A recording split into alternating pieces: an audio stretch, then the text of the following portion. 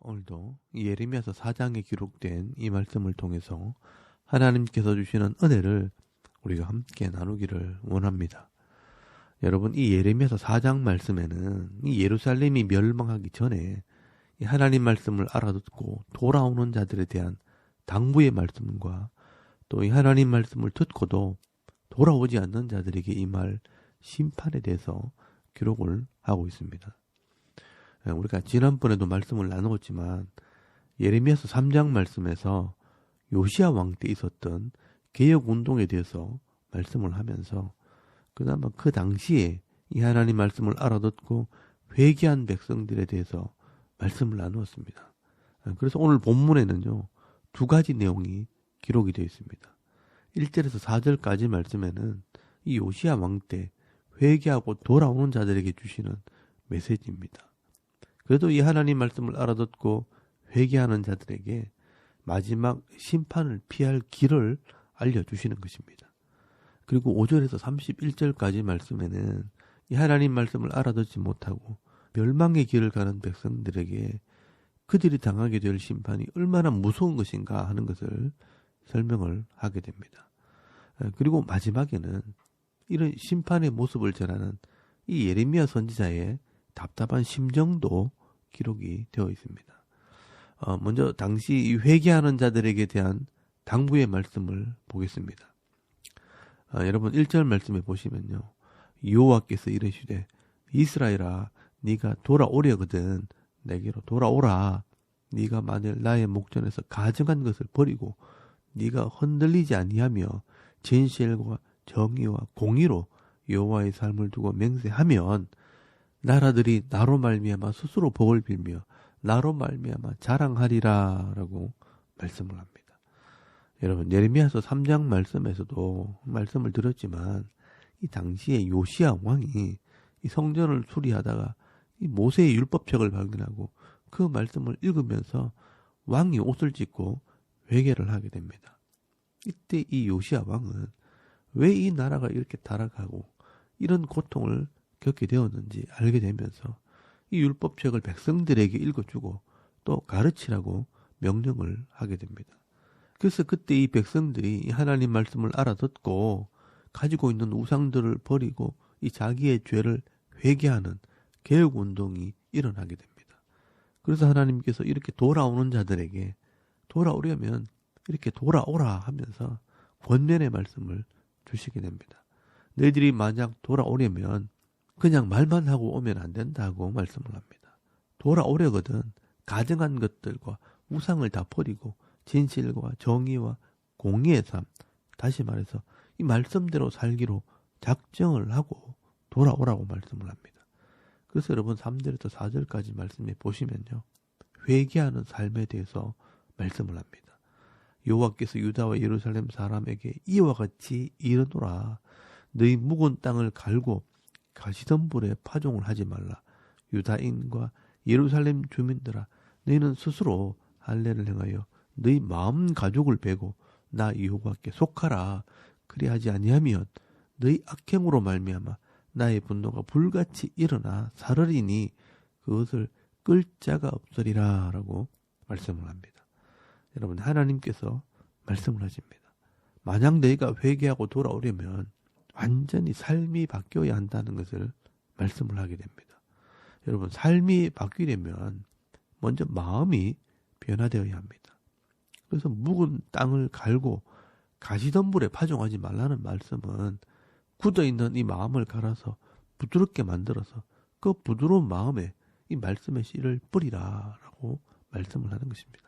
그리고 또 하나, 이 마음 가죽을 베고 나 여호와께 속하라 라고 말씀을 합니다. 여러분 여기 할례라는 것은요, 살을 잘라내듯이 내 속에 죄를 잘라내는 것을 상징하는 것입니다. 그러므로 이 마음의 할례를 받으라는 것은 내 마음에서 이 죄를 회개하고 돌이키라는 것입니다. 여러분 이미 범죄한 자들이 하나님께 돌아오려면 철저하게 이 죄를 잘라내고 또 자신의 삶을 돌이키는 것이 필요합니다. 그리고 더 중요한 것은요, 그 마음에 이 하나님 말씀을 채워야 할 것을 말씀합니다.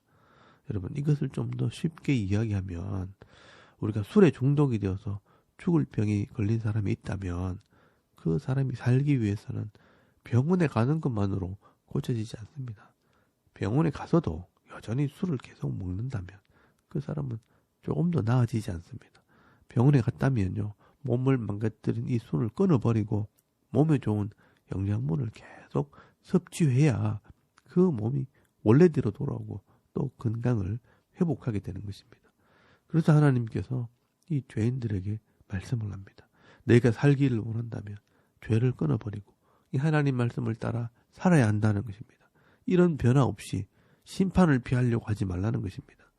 그래서 여러분, 4절 말씀 끝에 보시면 유다인과 예루살렘 주민아, 너희는 스스로 할례를 행하여 너희 마음 가죽을 베고 나 여호와께 속하라.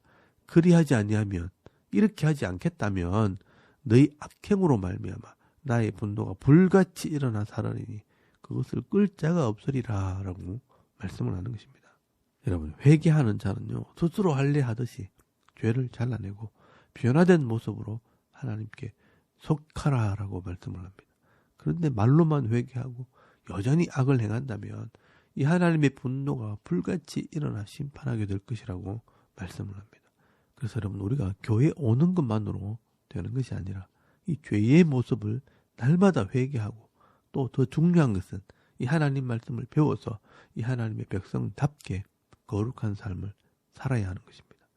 여러분, 사도 바울은 회개함으로 죄사함을 받고 성령의 충만함을 받으라, 말씀으로 내 마음을 채우라 라고 말씀을 했습니다. 그리고 이 사도 베드로도 뭐라고 말하냐, 너희가 하나님을 믿고 구원을 받았다면 이 신령한 젖을 사모하라. 그 말씀이 너를 구원할 것이라 라고 말씀을 합니다. 여러분, 이 성도는요, 이 하나님 말씀을 배워서 이 말씀대로 삶을 살아갈 때 우리가 하나님의 거룩한 백성으로 강건한 복을 받게 되어 있는 것입니다. 여러분, 대부분의 성도들은요, 회개하는 것까지는 하지만 이 하나님 말씀을 제대로 배우지 못하고 또 말씀대로 자라나지 못하고 성숙하지 못하기 때문에 얼마 가지 않아 또 죄악으로 돌아갔다가 그 죄 때문에 또 고통을 당하고 또 회개하고 또 괜찮아지면 또 타락하는 일을 계속 반복하게 되는 것을 보게 됩니다. 그러므로 여러분, 오늘 저와 여러분은 이 죄를 회개할 뿐 아니라 하나님께 속해서 이 하나님 말씀을 사모하고 이 하나님 말씀으로 자라나서 정말 하나님을 기쁘시게 하는 삶을 살아가는 믿음 있는 성도들이 다 되실 수 있길 바랍니다. 그리고 여러분, 5절에서 31절까지 말씀에는요, 결국 돌아오지 못하는 이 백성들에게 임하게 될 하나님의 심판이 얼마나 무서운 것인가 하는 것을 말씀을 하게 됩니다. 여러분, 이 심판이라는 것은 이미 죄에 대한 판결이 내려져서 임하는 것이기 때문에 이 심판이 임하게 되면 그 심판은 멈출 수 없고 정말 무섭게 임하게 됩니다. 여러분, 5절 말씀부터는 하나님의 심판에 대해서 경고를 하고 있습니다. 너희는 유다에 선포하며 예루살렘에 공포하여 이르기를 이 땅에서 나팔을 불라 하며 또 크게 외쳐 이르기를 너희는 모이라 우리가 견고한 성으로 들어가자 하고 시온을 향하여 깃발을 세우라 도피하라 지체하지 말라 내가 북방에서 재난과 큰 멸망을 가져오리라 라고 말씀을 합니다. 여러분, 여기에 이 유다와 예루살렘에 선포하고 공포하는 것은 회개하지 않는 자에게 하시는 말씀입니다. 그래서 나팔을 불어라 라고 말하는 것은 전쟁이 일어나게 될 것을 말씀하는 겁니다. 그리고 북방에서 이 재난과 큰 멸망이 온다는 것은 이 당시에 이 바벨론과의 전쟁을 통해 유다와 예루살렘이 멸망을 받게 될 것을 말씀하고 있는 것입니다. 그리고 여러분 7절 말씀에 보시면요, 사자가 그 숯불에서 올라왔다라고 말씀을 하면서 나라들을 멸하는 자가 이미 떠났다라고 말씀을 합니다. 여러분, 여기 사자가 올라왔고 나라를 멸하는 자가 이미 떠났다는 것은 이미 바벨론이 예루살렘을 삼키기 위해 달려오고 있다는 것입니다. 그리고 9절 말씀에 보시면요, 이 왕과 지도자들은 낙심을 하고 제사장과 선지자들은 깜짝 놀라게 될 것이라 라고 말씀을 합니다.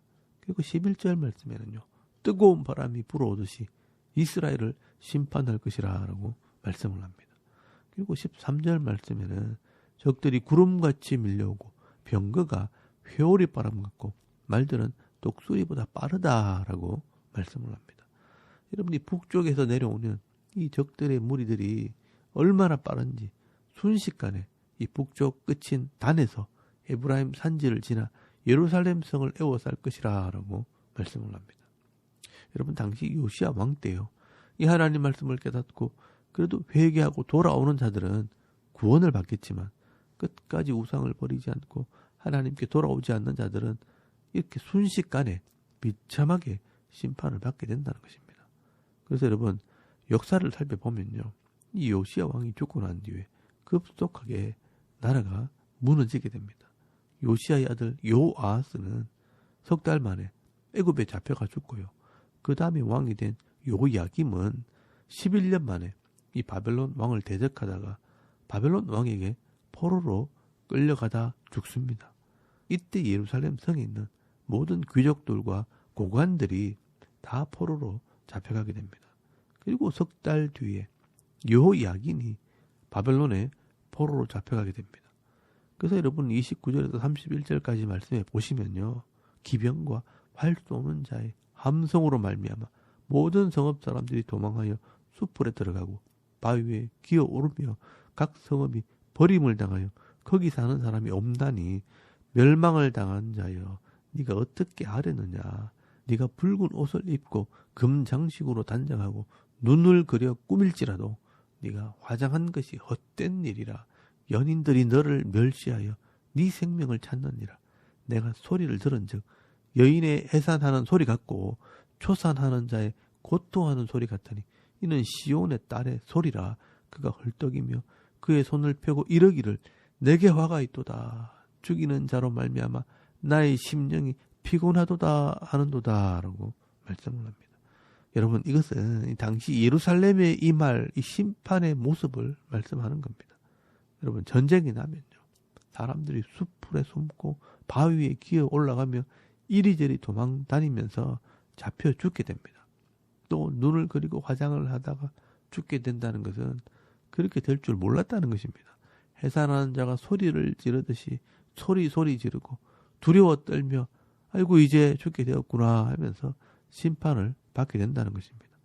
이 신약의 표현대로 하면 이 지옥에 가는 자들이요 슬피 울며 이를 갈미 있으리라 하는 표현과 같은 것입니다. 여러분 이게 심판당하는 자들의 비참한 모습이라는 것입니다. 여러분 이렇게 하나님과 언약한 백성들이 살 수 있는 길이 있는데도 미련하게 하나님을 버리고 심판을 받는 이 모습을 지켜보았던 예레미야 선지자는요. 슬프고 답답한 심령으로 그저 그 모습을 바라보게 됩니다. 그래서 여러분 19절에서 22절까지 말씀에는 이 예레미야 선지자의 이 심정이 기록이 되어 있습니다. 그런데 여러분 이것은 예레미야 선지자의 심정이기도 하지만 사실은 그 속에 하나님의 마음도 담겨져 있는 것입니다. 그래서 여러분 19절 말씀에 보시면 슬프고 아프다. 내 마음속이 아프고 내 마음이 답답하여 잠잠할 수 없으니 이는 나의 심정이 나팔 소리와 전쟁의 경보를 들음이로다. 패망의 패망이 연속하여 온 땅이 털칠을 당하니 나의 장막과 휘장은 갑자기 파멸되도다. 내가 저 깃발을 보며 나팔 소리 듣기를 어느 때까지 할꼬.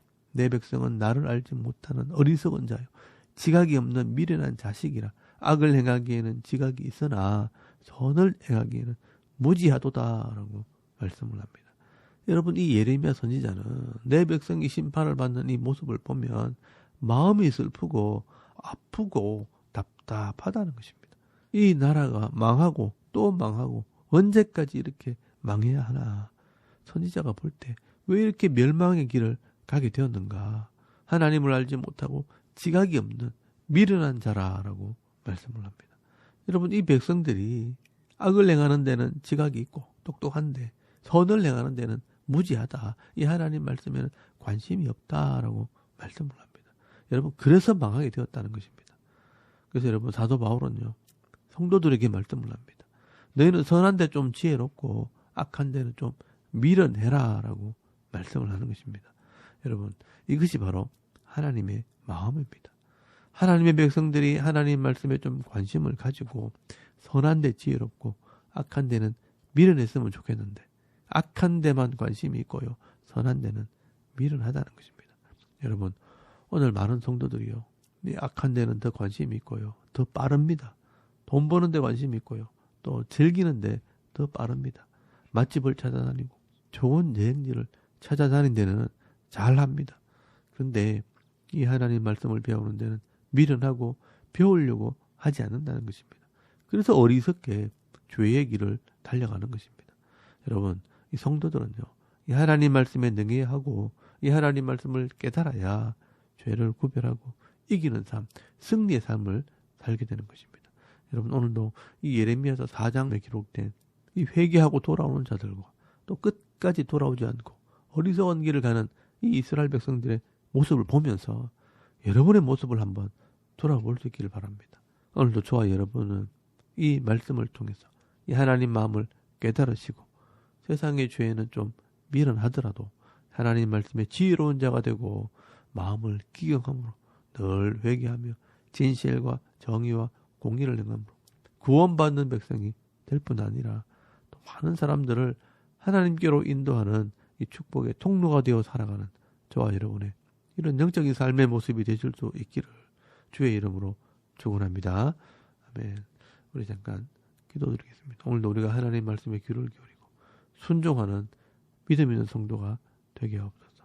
또 여러분의 사역과 이 교회와 가정과 자녀들의 믿음을 위해서 기도하시고요. 또 개인의 기도 제목을 따라 기도하고 오늘 하루 삶을 또 시작할 수 있길 바랍니다. 다 같이 우리 하나님께 한번 기도드리겠습니다. 살아계신 하나님, 은혜를 참 감사합니다. 오늘도 이 아침에 하나님을 우리가 예배하게 하시고